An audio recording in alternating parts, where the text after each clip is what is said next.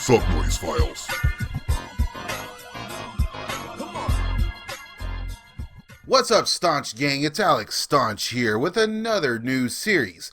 Now, this one's going to be a little different than the regular KMK Chronicles, as SUB NOIZE Files will focus on bands that had just one album released on the SUB NOIZE label. Bands that just kinda, passed through the SUB NOIZE machine, if you will. So right off the bat, I decided to start with perhaps one of the most successful groups to travel through the label, with the most unlikely story. That group being the Jada Pinkett Smith-fronted nu metal act, Wicked Wisdom. To find out how paths crossed with SUB NOIZE, well, we gotta go a ways back here. Jada Pinkett was introduced to heavier music as a child and always wanted to be a big presence, as a front woman at least. After seeing male vocalists like Axl and such, she wondered why no women were kicking that much ass. And that planted a seed. So after a successful acting career, she lived out her music dreams. And it's worth mentioning here how good of an actress she really is, especially in her early career with stuff like Menace to Society, Demon Knight, Set It Off, etc. I've always been a fan. So needless to say, she started a family with Will Smith, and they had very normal kids, and they lived very normal lives. But you can't deny Jada's creative drive. I mean, she had one hell of a team behind her, especially with Will Smith executive producing everything and such. When Jada decided she wanted a band, a very creative force of musicians was brought together. The band formed in 2002 and consists of Jada Pinkett Smith performing lead vocals, Pocket Honor on guitar, Cameron Worm Graves on guitar and keyboard, Rio Lawrence on bass, and Philip Fish Fisher on drums, the guy from Fishbone.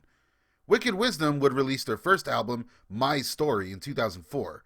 Here the supposed nu metal elements are barely present at best.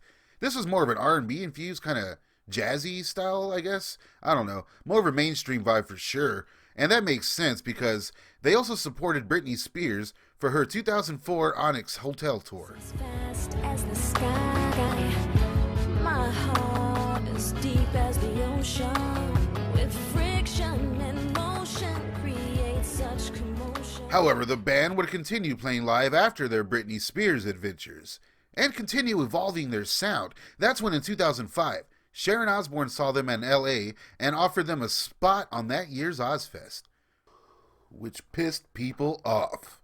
Jada Pinkett Smith has stated about, the anger they got, and she said that she wasn't looking for any favors and is ready to grind it out, and that their first 7 shows or so were rough before people realized they weren't messing around there at Ozfest. In 2006, the group would release their second album, the self-titled Wicked Wisdom, which would go down as their definitive album. It was released through Pinkett's 100% Woman and SUB NOIZE Records, and was also executive produced by Will Smith, as I said earlier. How weird is that? A SUB NOIZE album produced by Will Smith.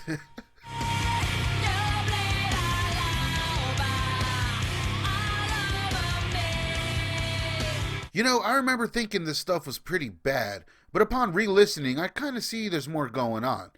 I mean, Jada's vocals are pretty good, and she's really bringing it most of the time. And what I remembered as basic nu metal music is actually way more involving than that. The low end here is really played with, and at times reminds me more of Infectious Grooves, or even like Mosley era Faith No More even.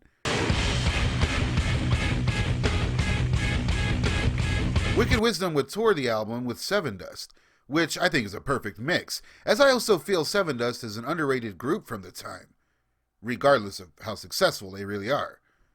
And the album has its fans, and it made its impression.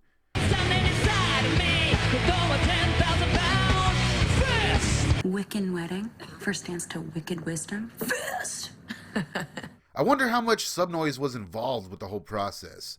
I'm guessing not too much, considering that Will Smith was executive producing everything. Maybe SUB NOIZE was just there for distribution or something. I couldn't find too much info. Maybe you guys can let me know down in the comments. And after the band's initial success, well, the group would kind of go on hiatus for a few years. It wouldn't be until 2012 that they would re-emerge, only this time as Wicked Evolution. Touch the places deep within us.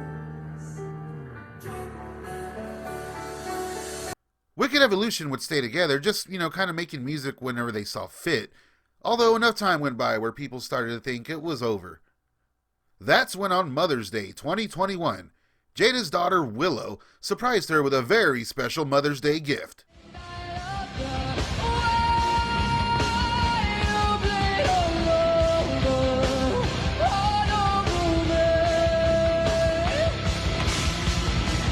So yeah, that's basically the story of Wicked Wisdom and how they had one pretty unique album on SUB NOIZE Records. I find it strange how this could happen, how these bands come through the label and are either hit or miss, but for better or worse, that one album forever ties them together with the SUB NOIZE crew. And in this case, forever links SUB NOIZE with Will Smith. What other one-album wonders from SUB NOIZE Records should I cover next? Let me know down in the comments. And please, subscribe, hit that little bell, let me know if you like this series. And I'd love to see you guys come back. Check out these other videos too while you're at it. Stop looking at me.